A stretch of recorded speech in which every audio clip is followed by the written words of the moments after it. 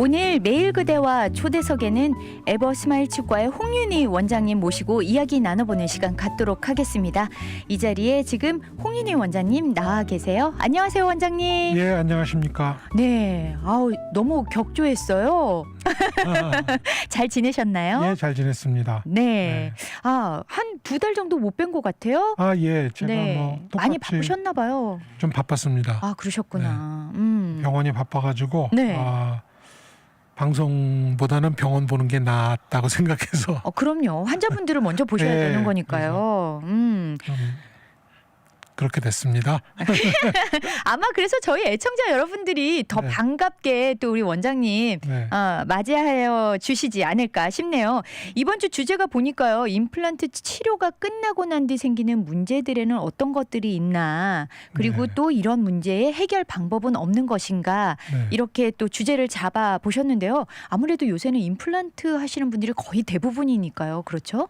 그렇죠. 임플란트가 대세죠. 네. 또 특히 우리나라 사람들이 남이 하는 거 같이 하고 싶어하는 그런 경향이 있어요. 네, 유행하면 확 다 해야 네. 되죠. 옆집에 40인치 TV가 있으면 우리도 그거 하나 놔야 돼요. 어찌 알았을까? 그래서 많은 도움이 되는 것은 사실입니다. 그렇군요. 그런 국민성 때문에. 네. 네. 네, 전혀 없이 또 호황기를 누리고 있는 네, 이런 때에 그런 거보다도 임플란트의 선택 자체가 누가 생각하더라도 네. 좋은 선택이기 때문에 옆에 그렇죠. 내 치아들을 옛날에 브릿지 하는 그런 방식으로 이를 깎아내고 이러는 게 없기 때문에 맞아요. 임플란트의 선택은 좋은 선택이죠. 하지만 이제 합리적이죠. 합리적이죠. 그런데 이제 여러 가지 고비용 뭐 이런 네. 것들 때문에 선택을 못하는 거, 치료 기간 네. 그런 것들이 있지만 역시 임플란트의 선택 자체는 누가 뭐라고 해도 좋은 네. 선택입니다. 맞습니다. 네. 근데 요새는 진짜 뭐 브릿지 하는 것보다 오히려 가격도 많이 예전보다는 비싸지지 않아서 좀 해볼 만하다 이런 말씀들도 좀 하시더라고요. 네. 만약에 임플란트가 진짜 예전에 있었다면 저도 브릿지 같은 거 하지 않았을 것 같아요. 생리를 다 갈아버려야 되는 거니까요. 그렇죠. 네. 그런 일들이 많이 있었는데 이제 그때 그런 환자분들을 만나보면은 그때 치료할 때는 나의 주치의 선생님이 임플란트를 권해주지 않았다. 그렇죠. 네. 그래서 이제 그런 치료를 하지 못한 분들이 계신데 지금은 아마 그런 일은 없을 것 같고요. 맞습니다. 네. 그렇다면은 임플란트를 이제 잘 했어요. 잘 했는데 어떤 문제들이 구체적으로 생길까요? 네, 임플란트가 이제 오랜 치료 기간이 오래 걸리고 수술도 동반되고 맞아요. 수술로 그다음에 나머지 치료 기간도 길고 이 임플란트가 뼈하고 붙는 시간도 충분히 기다려줘야 되고 네. 이런 모든 것들이 다 이제 마무리가 돼서 치아를 딱 끼고 씹기 시작하면은 아무런 문제가 없으면 좋은데 맞아요. 네.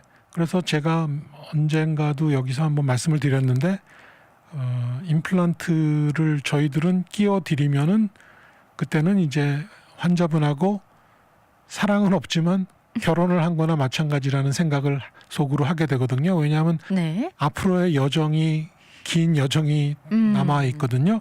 그런 것들을 오늘 한번 얘기해 보도록 하겠습니다. 그러니까 임플란트 이후에 관리를 해야 하니까 그렇죠. 네, 네. 그런 면에서 결혼한 사이나 마찬가지다. 마찬가지죠. 네. 이 특징, 이 다른 전신의 치료하고 비교해서 이 구강 내 치아의 치료의 차이는 항상 이 입안에는 음식물이 들어가 있습니다. 맞습니다. 계속 뭘 먹죠. 네. 그 다음에는 그것이 이제 안에서 어떤 과정을 거쳐서 이제 분해가 되고 그거 분해를 해주는 박테리아 세균들이 있고 그 세균들이 좋은 세균도 있고 나쁜 세균도 있고 모든 것들이 같이 사는 어떤 에코시스템 하나의 그 생활군을 이루고 있기 때문에 네. 굉장히 변화가 많은 것이고 항상 청소를 해야 되는 건데 또 사람이 할 수 있는 한계가 있지 않습니까? 그렇죠. 그러니까 늘 건조하게 있어야 되는데 그렇게 못 되니까요. 구조상. 그렇죠. 그러니까 여러 가지 변수가 생길 것 같아요. 진짜 계속 먹어야 한다 그 말씀을 하셨는데 음식물이 이렇게 낄 수도 있잖아요. 그렇죠. 네. 그다음에 이제 임플란트 수술을 하고 나면은 바로 수술해가지고 이제 뭐 요즘은 여러 가지 수술 방법이 있지만 그래도 가장 이제 전통적인 방법은 잇몸을 째서 수술 부위를 눈으로 확인을 하고 네. 그다음에 이제 봉합사로 이제 꼬매놓고 그래서 뭐 앞으로 이 의료 쪽도 계속 뭐가 많이 발전하고 변화가 있다고 하더라도 이 서저리, 네. 이 수술만은 로봇으로 수술을 한다고 하더라도 그 로봇을 조종하는 것은 로봇 팔에 사람의 손을 넣고 사람이 하게 되는 거죠. 기계에 맡길 수 없는, 기계가 대체할 수 있는 가장 마지막 분야가 아마 이 수술 분야가 아닐까 싶거든요. 아, 그렇군요. 네, 그래서 수술을 하고 나면 그걸 어떤 상황이 생기냐면 마취가 풀리면 식사를 하신단 말이에요.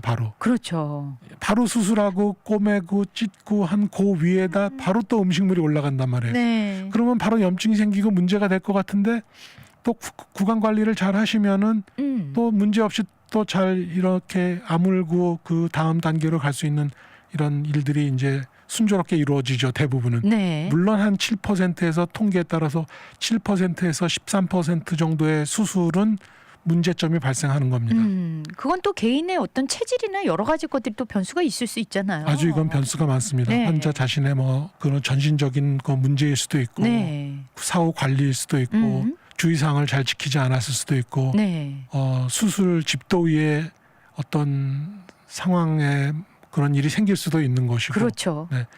많은 일들이 생길 수가 있죠. 그렇군요. 네. 아, 그렇다면은요, 그 음식물이, 문제들이 뭐 음식물이 끼기도 하고 또는 그 임플란트 그 보철물 자체가 뭐 약간 뭐 이렇게 깨진다거나 뭐 이런 현상도 있을 수 있는 거죠. 그렇죠. 네. 네. 가장 많이 일어나는 일들이 지금 말씀하신 두 가지인데요. 네. 첫 번째 보철물 주변 임플란트를 수술적으로 임플란트를 뼈 안에다 잘 끼워 놓고 몇 달 기다린 다음에 또 몇 주에서 몇 달에 걸쳐서 이제 보철물을 만드는 과정을 거치고 보철물을 장착을 했습니다. 네. 그런데 가서 식사를 하시고 나면은 자꾸 주변에 뭐가 낀다는 말씀을 하시죠. 네. 그런데 이제 그거는 치료가 끝났을 때 이제 치과에서도 많이 말을 해주는 부분 중에 하나인데 이 이를 빼고 나면 우리 이는 그대로 있는 것이 아니라 그 안에 있는 이를 뺐을 때 그 뿌리를 잡고 있었던 치조골, 네. 그 위에 덮어 있던 잇몸, 이 두 가지가 이 지속적인 수축이 일어납니다. 아, 그렇군요. 네, 지속적인 수축이 일어나서 임플란트가 들어가서 임플란트의 매식체가 뼈에 박히고 나면 그런 현상이 많이 줄어드는데 네. 발치를 이를 빼고 나서 다음 작업을 할 때 그래서 뭔가 반대편 되는 이하고 씹는 그런 어떤 그런 느낌이 생기기 전 그 기간, 네. 그 기간 동안 이제 그 뼈와 잇몸이 없어지는 그런 현상이 빠르게 일어납니다. 아, 그렇군요. 네, 그래서 주변에 뼈와 잇몸이 없어지니까 이 사이사이에 그 예쁘게 메꿔져 있었던 잇몸과 뼈가 없어지고 그 틈이 이제 음식물로 끼게 되는 거죠. 그렇겠네요. 특히 그런 일들이 많이 생기는 것이 자연치와 자연치 사이에 임플란트가 하나가 들어간 경우 그런 경우가 많이 생기고요. 네. 그다음에 임플란트가 2개나 3개 이상 들어가서 그것을 서로 연결해 줬을 때 그때는 임플란트와 임플란트 사이의 그 도제관이나 금속 머티리얼로 네. 그 틈을 조금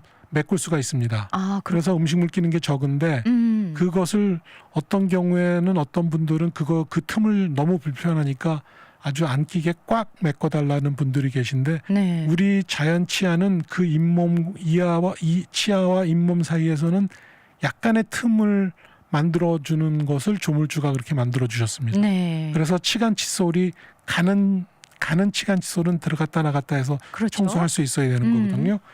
아, 그러니까 임플란트 치아들끼리는 이물질이 안 끼지만 자연치와 임플란트 한 이 사이에서는 좀 이물질이 낄 수가 있다. 예, 아, 그것을 그렇군요. 그 틈을 메꾸면 되지 않나라고 생각하지만 그 메꾸는 것이 모양이나 그 선 자체가 매끄럽게 그것을 메꾸지 못하기 때문에 네. 그거를 억지로 메꾸려고 하다 보면은 음식물이 더 끼고 그럽니다. 그럴 수도 그래서 있겠네요. 그 음식물이 끼는 것은 어느 정도 끼는 것은 받아들이시고 그것의 해결은 치간 칫솔을 아주 옆에다 놔두고 아주 하루에 몇 번씩이라도 그 치간 칫솔을 쓰시는 그런 습관을 들이시는 것이 위생적인 방법이 됩니다. 아, 그렇군요. 그러니까 네. 새로운 좀 약간의 불편함은 생겼지만 새로운 치아가 생겼으니 관리를 좀 더 꼼꼼하게 해야겠다라는 말씀인 것 같아요. 예, 이미 내 치아를 잃어버린 순간 이제 내가 할 일은 더 많은 일들이 생긴 거죠. 그렇네요. 인공 치아로 만들었다고 하더라도 젊었을 때 아주 좋은 그런 구강 구조도 점점 한 50대 정도를 기초로 해가지고서는 이제 점점 에이징 현상으로 아주 좋았을 때 그 상황에선 점점 멀어질 수밖에 없는 것이죠. 아무래도요. 네. 네, 그렇군요. 저희 그러면 노래 한 곡 듣고요. 전에 한 말씀 듣고 돌아와서 마저 이야기 나눠보도록 할게요. 네, 오늘 매일 그대와 초대석에는 에버스마일 치과의 홍윤희 원장님 나오셔서요. 임플란트 치료가 끝나고 난 뒤 생기는 문제점들 그리고 또 그 문제를 어떻게 해결할 것인가에 대해서 이야기를 나눠보고 있는데요. 원장님, 그러면 임플란트 보철물에서 파절 현상이 일어난다, 깨지는 현상이 일어난다 그러잖아요. 도대체 네. 왜 이런 현상이 나오는 걸까요? 네, 일단 이제 보철물을 과거에는 금속으로 많이 했습니다. 네. 금속으로 하면은 이제 외관상 보이는 부분은 면에서는 좀 단점으로 볼 수 있지만 그렇죠. 여기 깨짐은 없습니다. 그렇겠네요. 깨짐은 없는데 근데 이제 최근에 점점 와가지고서는 이제 환자분들이 자기 이색하고 비슷하게 하고 싶죠. 저도 그렇게 하고 아무래도 싶어요. 네. 그런데 그게 이제 색이 좋아지는 것만큼 장점이 많으면 좋은데 네. 이게 항상 장점이 있는 거에는 또 단점이 있지 않습니까? 그렇죠. 그래서 이제 이색 나는 거로 이렇게 매칭을 해서 좀 더 예쁘게 하려고 이제 도제관을 쓰는데 치과용 세라믹이라고 하죠. 도제관이라는 거 이제 우리가 영어로는 이제 포셀린이라고 많이 얘기하는데 네. 그 포셀린이라는 것은 이제 800도, 900도 온도에 들어가서 구워내오는 하나의 도자기 같은 거죠. 파절이 있습니다. 깨지는 게 있죠. 아무래도 도자기 종류니까요. 그렇죠. 네, 도자기 종류이기 때문에 파절이 있습니다. 그다음에 이런 도자기 깨지는 것이 이렇게 위아래로 수직적인 힘에는 좀 강한데 이 옆으로 그 측면으로 오는 빛 깔린 그 옆으로 오는 네. 힘에는 굉장히 약하거든요. 아, 그래요. 네, 그래서 이제 그것이 문제인데 그것의 문제가 시작된 이유는 우리 자연 치아는 이 뼈하고 치아가 연결된 구조가 치조골과 연결된 구조가 치주인대라는 어떤 그 스프링 같은 끈으로 돼 있습니다. 아, 쿠션 역할을 하는 거죠. 그러니까 탁탁탁탁 씹을 때 단단한 것도 씹게 되고 뭐 질긴 것도 씹게 되고 많은 종류의 변화가 있지 않습니까? 네. 씹었을 때 이 힘을 이 치주인대가 흡수를 해줍니다. 그래서 샥 업저버처럼 그 자동차가 요철 있는 부분을 지날 때는 쿠션이 있는 것처럼 그렇죠. 그런 것이 우리 치아에는 그게 있습니다. 그런데 임플란트의 이 금속 티타늄 임플란트가 뼈하고 역시 같이 붙기는 붙는데 네. 그 붙는 구조는 그 탄성이 있는 용수철 같은 치주인대가 아니라 그 어떤 뭐 좀 복잡하지만 물리화학적인 그런 산화막으로 붙어서 유격이 전혀 없습니다. 그래서 다른 말로 씹었을 때 저장력이 오는 그 힘이 치주인대가 한번 이렇게 완화시켜주는 그런 메커니즘이 임플란트에는 전혀 없습니다. 그러니까 네. 쿠션 역할을 해주는 어떤 그런 것들이 없기 때문에 만약에 충격이 온다 그러면 그대로 100%다 100% 그대로 이제 전달이 되는 거죠. 그래서 과거의 임플란트 초창기에는 네이보다 좀 이렇게 덜 닿게 만들었어요. 네네. 네, 그런데 환자분들은 이제 그런 줄 알고 쓰고 계셨었는데 많은 연구를 통해서 자연 치아와 똑같이 해주는 것도 전혀 문제가 없다 해가지고 저희 같은 경우에는 네이나 임플란트 치아나 씹을 때 똑같이 닿게 만들어주거든요. 높이를 똑같이 만들어주는 거죠? 실제로 그 임플란트를 했는데 잘 닿지 않으면 인을 했는데 분명히 인을 해서 끼웠는데 씹는 거는 별로 낮은 것 같지 않다고 그렇죠. 공간이 뜨니까. 그런 말씀들 하시는 분들이 계셨거든요. 그렇지만 이제 그렇게 쓰는 줄 알고 계셨지만 요즘에 와서는 똑같이 합니다. 그래서 씹는 저장력은 상당히 좋아졌다고 환자분들이 그렇게 말씀을 하세요. 그렇군요. 말씀을 하시는데 보면은 이게 임플란트를 많이 하다 보면 이 파절되고 깨지는 것들이 많거든요. 네. 그것은 사실 하나 해결할 수 있는 방법은 이제 이것을 치아를 끼워 드리는 날 이 교합 씹는 이 이치를 상당히 섬세하게 조절을 잘 해드리면 좀 그것이 낮을 수는 있습니다. 네네. 하지만 그 도제관이라는 것이 과거에는 금속하고 또 연결을 했기 때문에 그 붙는 면이 네. 그 계면이라고 그러죠. 인터페이스가 아무래도 우리 치아도 상아질과 범낭질 이런 것들이 계면이 서로 이렇게 붙어 있지만 우리 치아들이 그 레이어가 붙어 있는 것은 정말 기가 막히게 붙어 있거든요. 그러니까요. 네. 여러 면으로 안으로 가면 좀 더 소프트하고 하여튼 기가 막힌 구조로 되어 있죠. 그런데 네. 그것을 이미 내 치아를 잃어버리는 순간 재현할 수는 없죠. 재현할 수는 그렇군요. 없지만 그래도 트러블슛 그것을 뭔가로 해결할 수 있는 방법들은 있기는 있습니다. 네. 그래서 파절이 된 것들은 다시 한번 그 기공 과정을 통해서 다시 이렇게 원상태대로 만들 수가 있거든요. 네, 리페어가 가능합니다. 리페어가 가능합니다. 네, 네. 그런데 그 리페어가 가능하려면은 임플란트의 보철물을 임플란트와 연결할 때에 그 연결하는 방법이 나사형과 제가 말씀드린 네. 나사형과 그 본드형, 맞아요. 세멘트 네네. 본드 같은 거로 보시면 되는데 세멘트형과 나사형이 있는데 나사형으로 해놔야지 그것만 싹 풀러가지고 다시 리페어를 해서 끼워드리는데 네.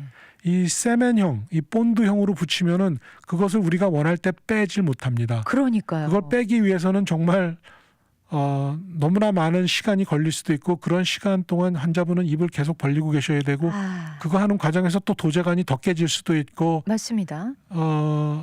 그때 가서 이제 많은 치과 의사들이 생각을 하는 거죠. 그때 그냥 나사형으로 할 걸.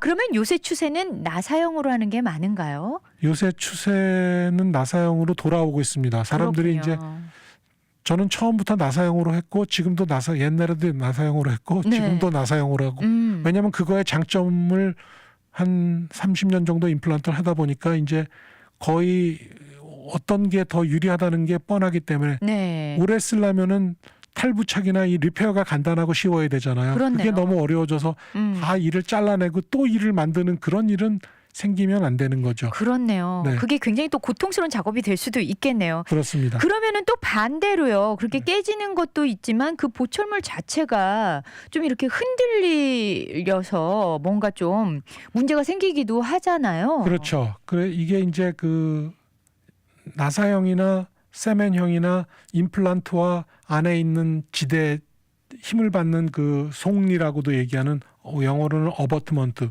그 크라운을 받쳐주는 지대주가 있는데 네. 그것은 세멘트로 붙일 수가 없고 나사로 연결을 해야 됩니다. 네. 근데 나사로 연결을 하다 보면은 오랫동안 쓰시거나 보면은 꼭 임플란트의 나사뿐만 아니라 일반적인 나사는 풀림 현상이 다 일어날 수 있는 거죠. 그렇네요. 가구도 보면 오래 쓰다 가구도, 보면 조금씩 네. 풀리고 그러니까요. 부엌에서 쓰는 그 소뚜껑. 네, 밥솥의 뚜껑도 네, 맞아요. 시간이 지나면 풀리고 서랍의 느슨해지죠. 장첩 뭐든 다 풀리죠. 음. 다 풀리면은 쉽게 다시 잠그기만 하면은 되는 거죠. 그렇죠. 네. 그런데 요 장구는 임플란트에서도 나사가 풀리면은 이가 까딱까딱 움직이기 시작합니다. 그러니까 이게 그렇군요. 나사가 풀린 것을 환자분께서 아시는 방법은 뭔가 움직이는 것 같은 거. 그다음에 심한 통증은 아니지만 이게 움직이기 시작하면 그 틈으로 이물질이 끼기도 하고 잇몸이 조금 자라 들어오기도 합니다. 네, 그러면 네. 그것이 눌리고 그러면은 이제 또 아프고 그러거든요. 그렇겠네요. 그래서 그걸 다시 잠가주면 되는데 역시 그거를 잠가줄 때에도 나사형으로 돼 있으면은 간단하게 잠그는데 이게 본드형이나 세멘트형으로 돼 있으면 그걸 빼내고 안에 떼어내고 들어가서 잠궈야 되기 때문에 그런 것이 있습니다. 그런데 네. 100% 모든 게 다 나사형으로 되는 것은 아니고요. 나사형으로 하고 싶어도 위의 앞니나 아래 앞니 같이 그 턱의 모양이나 각도가 나사형으로 똑바로 심을 수 없어서 각도를 꺾어야 되는 좀 어려운 얘기지만 네. 그런 상황들이 저도 있고 누구나 다 있습니다. 네. 그래서 그런 부분도 섬세하게 해서 나사형으로 할 수도 있고요. 도저히 뜻은 있으나 나사형으로 할 수 없는 경우들도 있거든요. 아무래도 폭이 더 좁으니까요. 네. 앞쪽은. 그다음에 이제 앞쪽은 이 코 쪽에서부터 입술 쪽으로 이 뼈가 바깥으로 이렇게 나오는 모양이거든요. 네. 위아래 수직적인 모양이 아니라. 그래서 임플란트는 뼈 안에 들어가야 되고 그렇기 때문에 그런 한계가 있는 경우는 있습니다. 그럴 때는 이제 네, 세멘형으로 할 수 없이 해야 되는데 네. 그때는 반드시 그 세멘트의 단단함을 조절하는 그 여러 가지 세멘이 있는데 그 세멘 중에서 적절한 세멘트를 고르거나 아니면은 이 세멘트가 된 보철물을 뺄 수 있는 손잡이 같은 것을 만들 수도 있고요. 네. 네, 그래서 그래요. 네, 그래서 그것을 보철물을 손상시키지 않고 빼서 나사는 조이고 다시 끼워줄 수 있으면은 보철물을 다시 해야 되는 그런 일들은 없는 거죠. 그렇군요. 그런 섬세한 생각들이 좀 필요합니다. 네. 아, 오늘 이렇게 나오셔서요. 그 임플란트 치료가 끝난 뒤에 생길 수 있는 문제점들 또 그 해결책에 대해서 또 이렇게 말씀을 나눠 주셨는데요. 마지막 당부 말씀 한 가지 해 주신다면요. 네, 그래서 이런 해결책의 대부분 이제 전문가들이 저희 같은 치과 의사들이 해야 되는 그런 해결책들이 대부분이지만 환자분께서 하실 수 있는 것도 역시 있습니다. 네. 네, 이제 오늘은 다 못하고 다음에 좀 더 해야 되겠지만 이제 주변에 염증이 생기는 것들이거든요. 네. 그것은 이제 플라그 때문에 그렇고 음식물 찌꺼기들이 끼는 것 때문에 그렇고 그런 것들을 방지하기 위해서는 하루에 3번 네. 칫솔질 열심히 해주시고 사이사이에 조그만 틈이 있으면 적절한 사이즈의 치간 칫솔을 준비하셔가지고 치간 칫솔을 열심히 쓰시는 그런 습관을 들이신다면 자가적인 그 해결책에 좀 도움이 될 거라고 생각합니다. 네, 감사를 드립니다. 지금까지 에버스마일 치과의 홍윤희 원장님이셨습니다. 저는